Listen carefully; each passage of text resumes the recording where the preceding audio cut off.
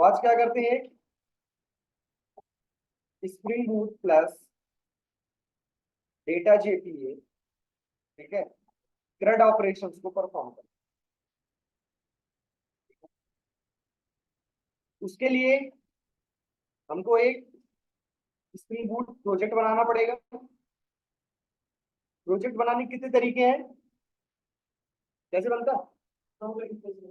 पहला, direct spring IO initialiser से। दूसरा, डायरेक्ट आप एचटीएस को अपने प्लगइन्स को इंस्टॉल कर लें, ठीक है, तो हमने इंस्टॉल कर रखा है।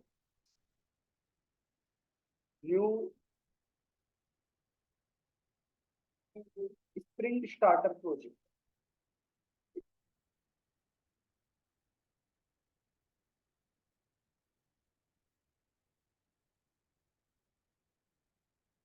Sixty five data JPA 0।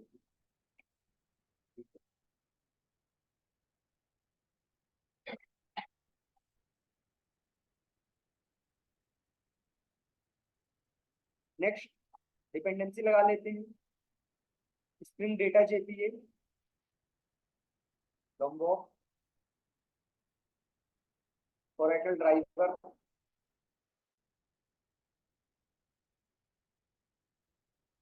तीन डिपेंडेंसी अपने को सफिशिएंट, ठीक है। ओरेकल पे वर्क करने वाले इसलिए ओरेकल ड्राइवर, यदि माई एसक्यूएल पे करना होता तो माई एसक्यूएल ड्राइवर, ठीक है। नेक्स्ट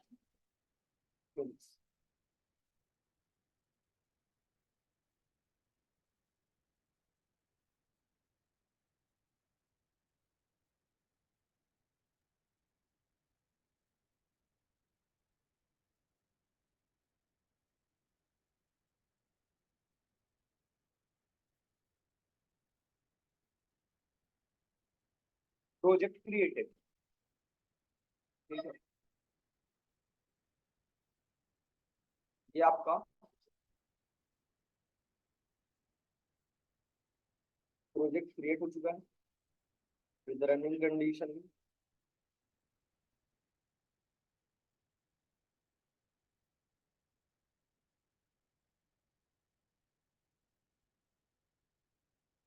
ठीक है, रीजन हमने डिपेंडेंसी लगाई है ड्राइवर की, ठीक है, तो जब तक कंप्लीट उसका कॉन्फ़िगरेशन नहीं होगा तब तक वो स्टार्ट नहीं, स्टार्ट कर दे। यहाँ पे बना लेते हैं एक entity class which will interact with the database. एक क्लास बना लेते हैं, package name com dot A Y dot entity, class name suppose करो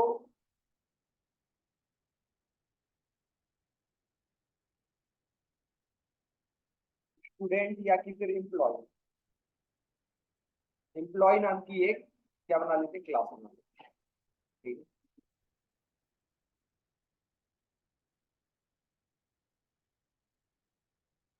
तो क्या करेगा, पहला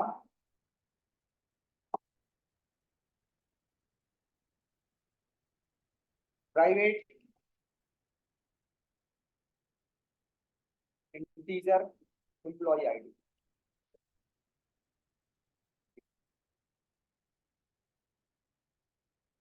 ये चालू ही है कि बंद है, चालू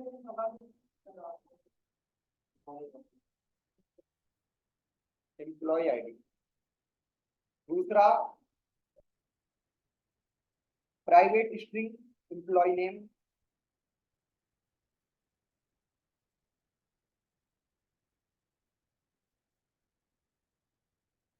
private string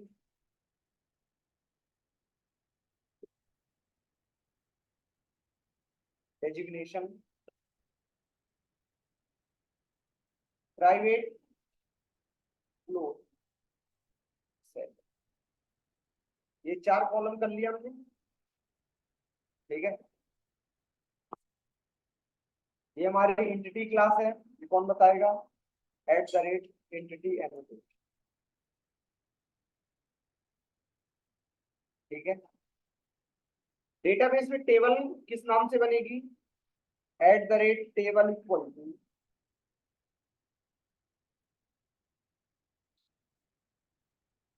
name equal to employ detail.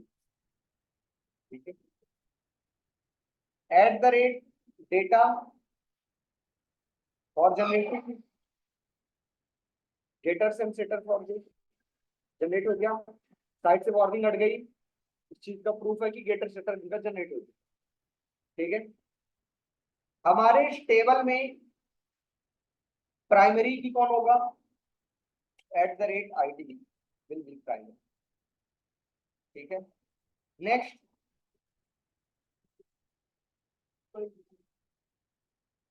Generated value equal to strategy. यदि आप ऑटोमेटिक जनरेट करना चाहते हैं ये, अदरवाइज आप स्टोर करना चाहते हैं, वो इस चीज का मेंटेन करे कि सिर्फ प्राइमरी रहे, प्राइमरी की। ठीक है, तो आप इसको कर सकते हैं आइडेंटिटी।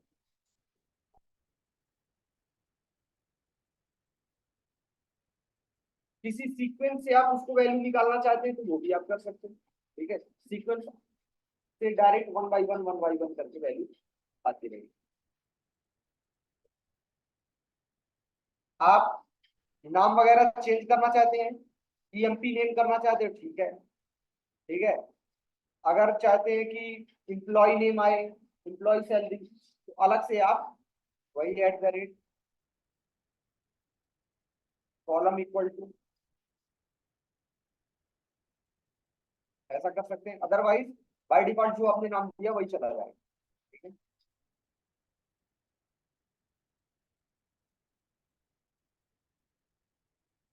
ये तो सेम ही सही है। ठीक है, तो इसका नाम ईएमपी नेम की जगह क्या जाएगा, एम्प्लॉय नेम। ठीक है, ये हो गई हमारी एंटिटी क्लास। अब एक इंटरफेस होता है जिसके अंदर सारी मेथड्स वगैरह लिखी होती, जैसे जेडीबीसी में क्या होता है, जेडीबीसी में प्रिपेयर्ड स्टेटमेंट वगैरह की मदद से हमको खुद से क्वेरी लिखना पड़ता है। ठीक है, हाइबरनेट में क्या होता है,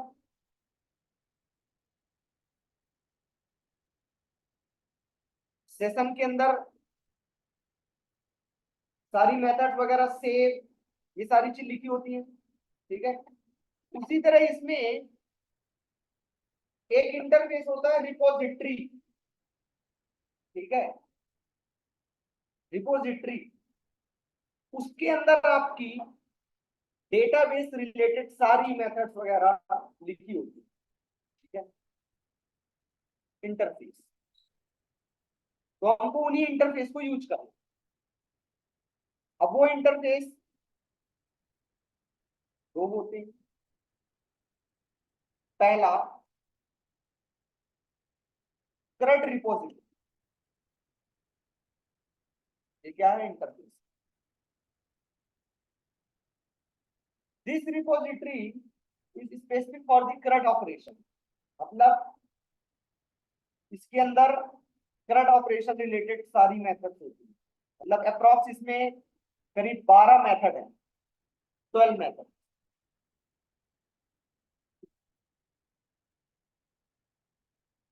ठीक है, और इसका काम तो कितना होता है, एक और आता है जेपीए रिपोजिटरी, ये भी एक इंटरफेस ही है।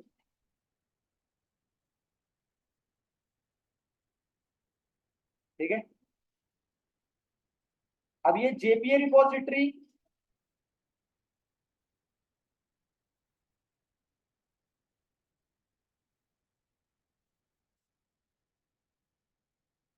ये हो गया current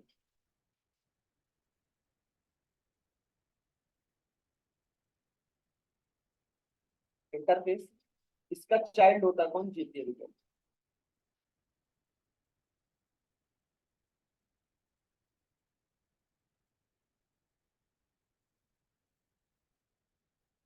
since it is an interface, an interface supports the multiple inheritance, hence JPA repository is having multiple parents.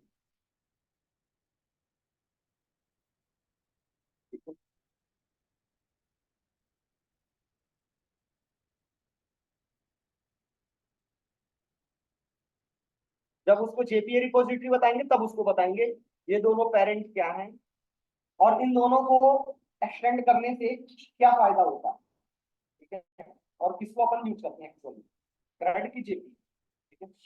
But overall इन दोनों के अंदर ही मेथड्स होती हैं जो हमको डेटाबेस से इंटरेक्ट करने में मदद करती है, मतलब हमको नहीं लिखना पड़ता, ठीक है। जो सेशन डॉट सेव में होती है उस तरह की सारी मेथड्स उनके अंदर लिखी होती है, ठीक है। तो अभी हम पहला प्रोग्राम देखेंगे किसकी मदद से, क्रेडिट रिपोजिटरी, ठीक है।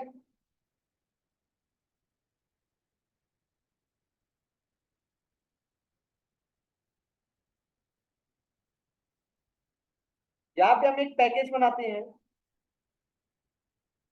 फॉर द रिपोजिटरी, इंटरफेस एक बनाते हैं, इसका नाम करते हैं एम्प्लॉय रिपो, ठीक है, com dot A Y dot repository,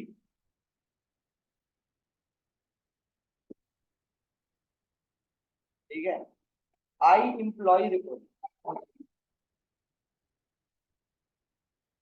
finish, ठीक है।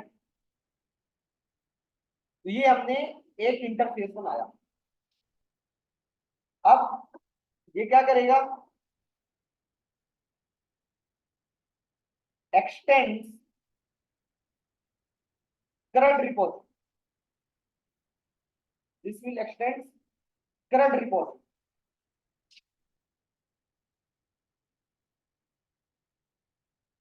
तो अगर हम अपनी इस आई एम्प्लॉय का ऑब्जेक्ट बना लें तो हम क्रेडिट की मेथड एक्सेस कर सकते हैं, ठीक है, क्योंकि वो उसका चाइल्ड हो गया। तो ये हम ना क्रिएट करके हमारा कंटेनर क्रिएट करेगा, तब जब हम इसके ऊपर एनोटेशन लगा, ये लगाना ऑप्शनल होता है यहाँ पे, क्योंकि अगर हम नहीं भी लगाते हैं तो बाय डिफॉल्ट क्रेडिट का ऑब्जेक्ट बनेगा ही बनेगा, वो सारी मेथड्स ओवरराइड हो जाएंगी इसके अंदर।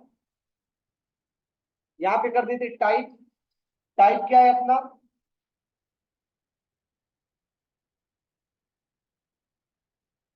इंटीजर, क्योंकि प्राइमरी की क्या है, इंटीजर टाइप का है। और यहाँ पे हमने कर दिया क्लास, क्लास हमने कर दिया जैसे क्या है, एम्प्लॉय डॉट,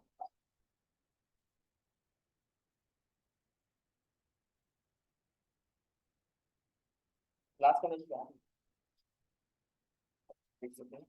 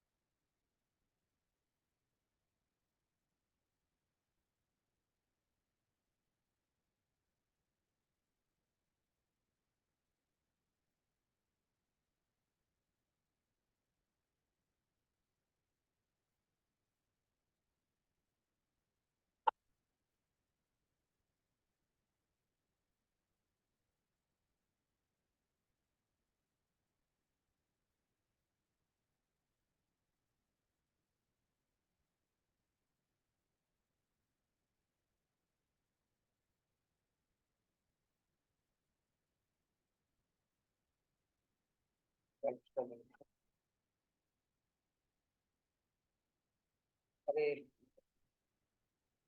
इंपोर्ट नहीं कर रहे,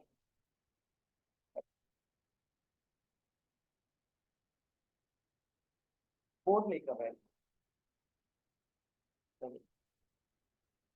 टीचर यहाँ पे हो जाएगा इसका टाइप।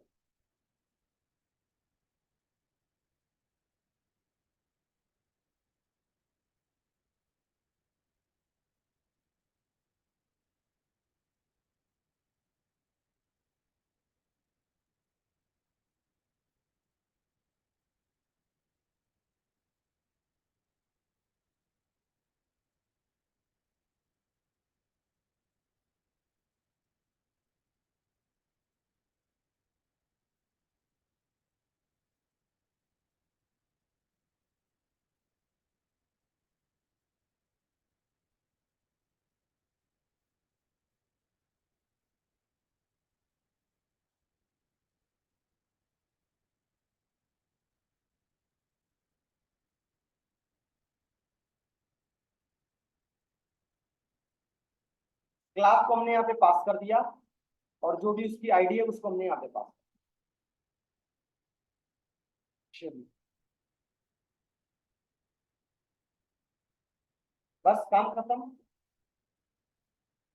ये हो गई आपकी एंटिटी, ये हो गई आपकी रिपोजिटरी।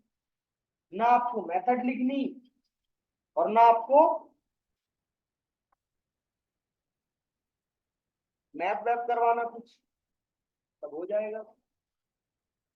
बस आपको क्या करना है, सिर्फ अपने डेटाबेस का कॉन्फ़िगरेशन बता देना। कहाँ बताएंगे आप?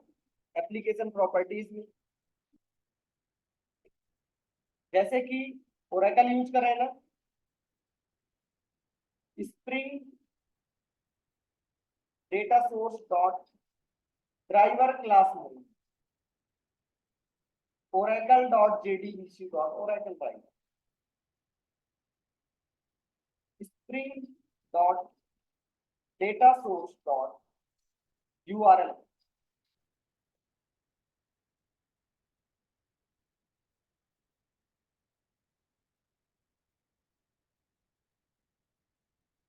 यूआरएल यूआरएल क्या है? JDBC colon Oracle colon thin colon @local host or the same machine, and 1521 is the port number and ORCL is the service name.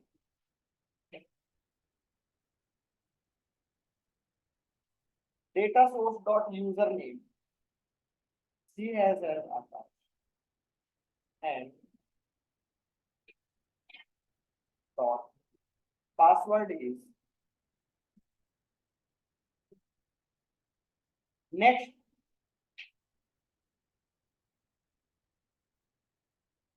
create. This will, अगर कोई उस नाम के टेबल है तो उसको क्या करेगा, डिलीट कर देगा और एक न्यू क्रिएट। जो भी क्वेरी वगैरह जनरेट कर रहा, यदि आप देखना चाहते हैं देन शो एसक्यूएल।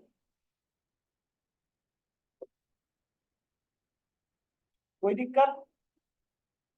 हाँ,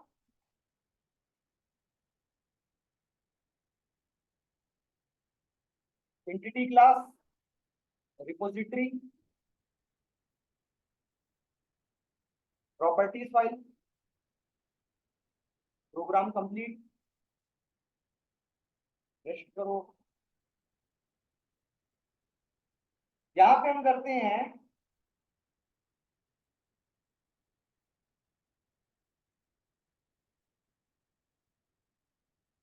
कॉन्फ़िगरेबल एप्लीकेशन कॉन्टेक्स्ट।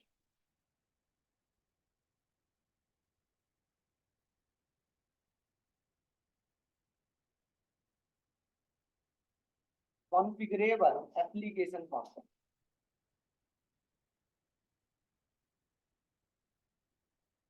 CTX।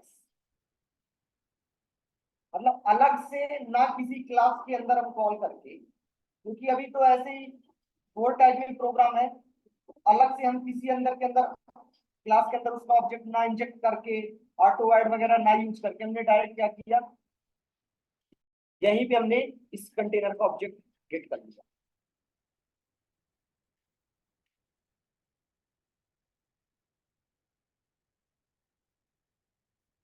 उसके बाद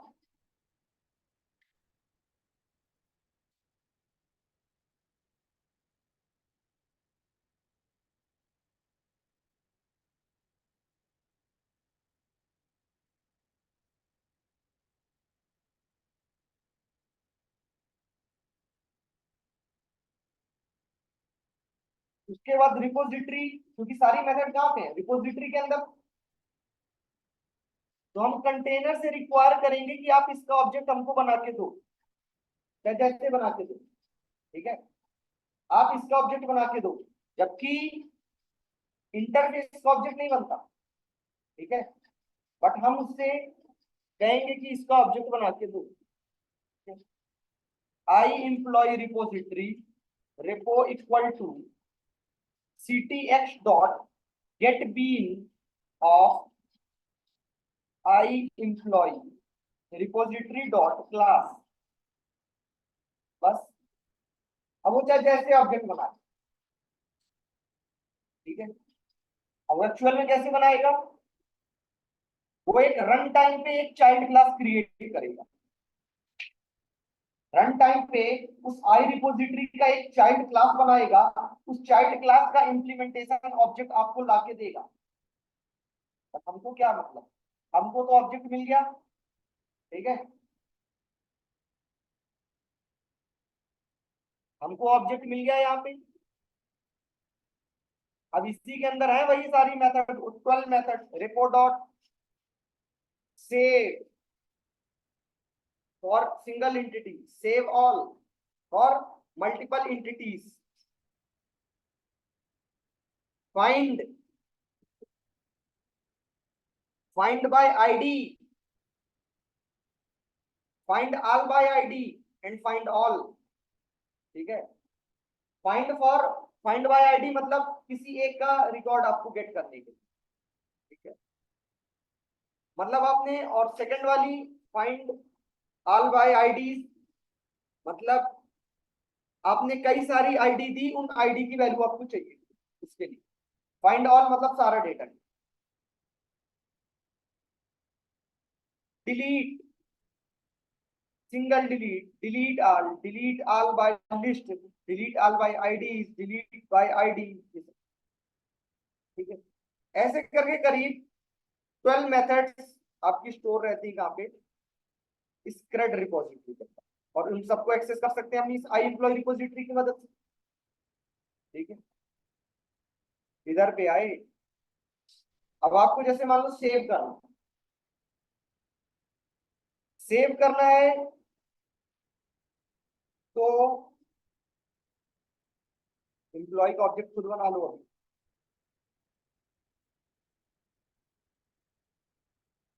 यूजर्स इनपुट हम कंसोल की बजाय यही डायरेक्ट दे रहे हैं, ठीक है ना। emp dot set employ name,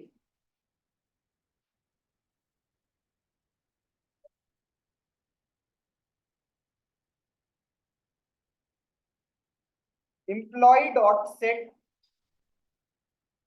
एक जन को इसको बुलाओ, ये तो एसी तो चल ही नहीं रहा। डेजिग्नेशन कर दिए, जैसे मान लो डेवलपर,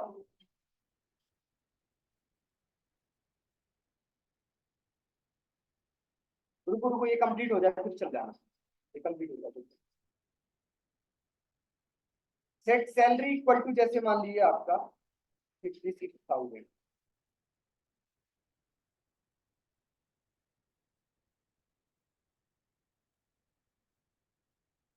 ठीक है। Repo dot save, repo dot save employ आपके यहाँ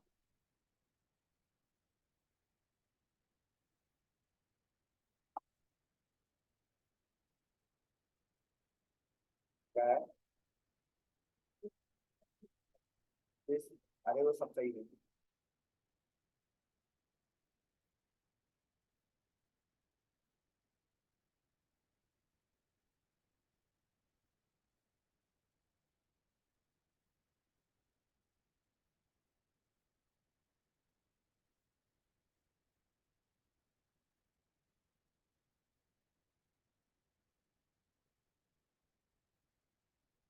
हम्म, कहाँ पे,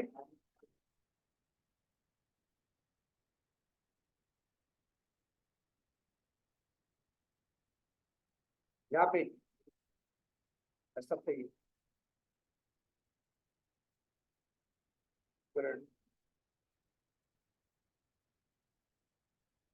मैंने शायद इसको आगे पीछे लिख दिया है।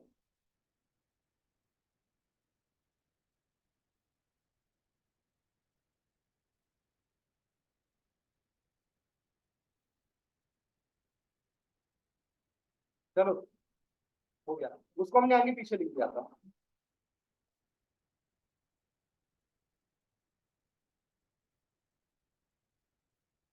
ठीक है, यहाँ पे हमको आपके एंटिटी क्लास की आईडी और यहाँ पे हमको क्लास नेम वैलिड हो गया। अब आप यहाँ पे ऐसे भी करोगे तब भी आपको वो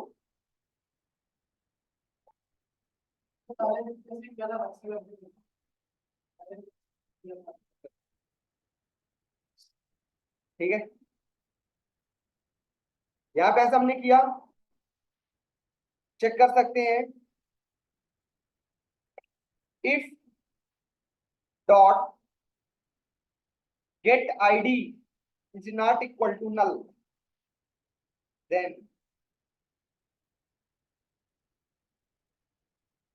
रिकॉर्ड सेव्ड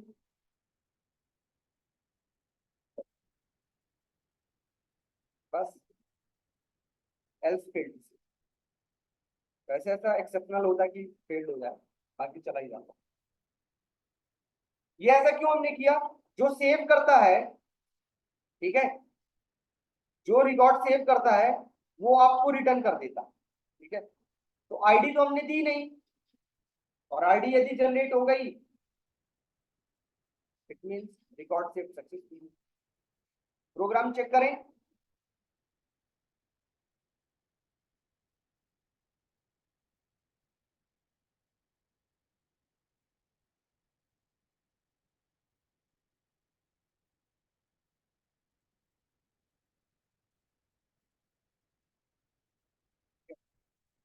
अब इसको एरर मत समझ लो, ये टेबल क्रिएट करा। दोबारा से रन करके देखोगे, दोबारा से ही होगा। राइट क्लिक रन है जिसको ऊपर, दोबारा करोगे तो प्रॉपर टेबल वगैरह डिलीट हो गई। पहली बार में टेबल थी नहीं।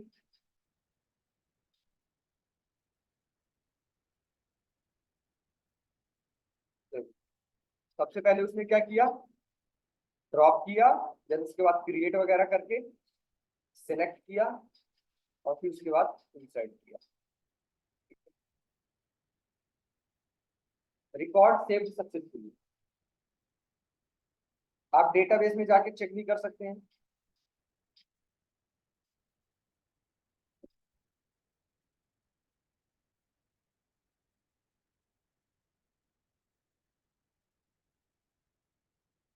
एम्प्लॉय डिटेल्स कहीं दिख रहा?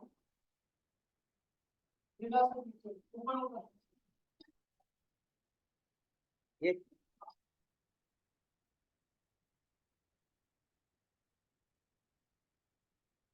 ये नहीं है, ये